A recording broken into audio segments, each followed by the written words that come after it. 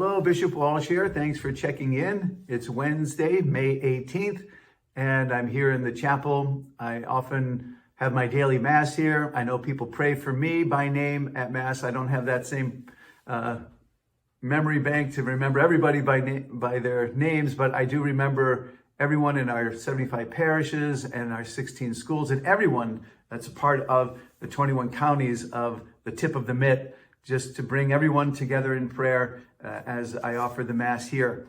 I want to start some of the reflections today just by referring to our Catholic Services Appeal. This is a brochure that has been out. Hopefully you've received a letter from me as well. This gives a good sense of how our annual appeal provides 75% of the operational funds that we need for the diocese.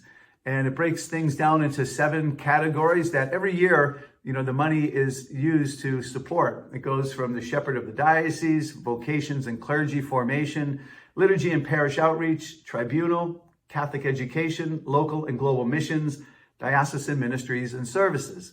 So under those umbrellas, so many of our programs, outreach ministries are funded. So thank you. And we ask everyone to do their best to help us make that goal of about $3.5 million for this year. And we have new ways of processing all of the envelopes and ways people are giving. And we will hopefully get back to you with our sense of gratitude for what you've contributed. All these essential ways that we support the mission of the church. And thank you for being part of that mission and every day doing our part, living out call to holiness. I've been quite busy with traveling around, enjoying confirmations, and I'm about not quite halfway through them, but really enjoy each opportunity to be with our young people, to fully initiate them into the church, knowing that growth and that new life in all of our parishes is taking place in the springtime. It's such a beautiful time.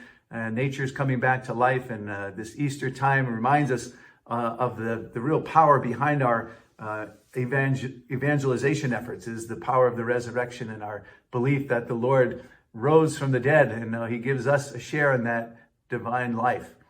I'm also traveling to places for school visits. I was in Lake Leelanau recently. I'll be in Manistee tonight for the Baccalaureate Mass, and then in Traverse City for touring some schools, and also being part of all of the different graduation ceremonies. And so we congratulate our graduating seniors especially, and thank all of our teachers and administration, parents for their support of the schools. And also I just want to make a mention that there's going to be changes for, we know COVID has been up and down, there's spikes and there's peaks and valleys.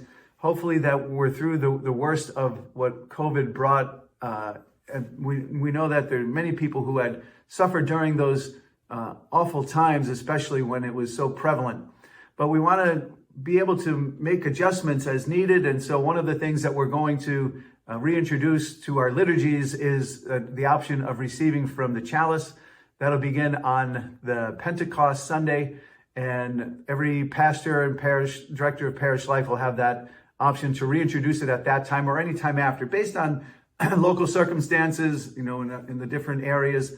There might be a need to restrict it at times, but that'll be a local decision to be able to make. I've checked around, with other bishops, and basically that's what they've done. Some have done it even, months ago to reintroduce the precious blood to be available during masses. Also, we hired a receptionist back at the pastoral center so that when you walk into that place, once again, you'll have a warm welcome. And that receptionist, her name is Jenny. She's going to be also serving Father Ben Rexroth as vocation director and Father Ben Martin as the director for our continuing education for priests. So lots of different functions, but mostly a nice sense of a warm welcome once again as people walk into the pastoral center for any kind of business or to visit. And lastly, just a brief reflection. Sadly, we saw the news about the shooting in Buffalo, and every time it seems to be so senseless, and the violence that people are turning to and the sad stories behind them break our hearts. It seems like there's always the weeds in the wheat. Father Mitch Pacwa spoke to us as priests on our retreat about this very topic in so many different ways. The weeds and the wheat in the world and the church God allows it for some reason, all we can do is pray that we are always responsive to the wheat that can grow from the goodness that God provides us, and not be the weeds that tend to diminish the beauty of God's love in the world. And we pray that we can always overcome evil by good.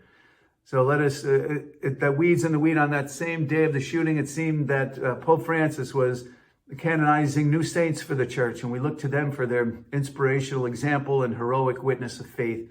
Let us be on that side and be the wheat in the world that is so needed. So our prayers are with you, and let us stay strong in the faith, and God bless you. Thank you for checking in.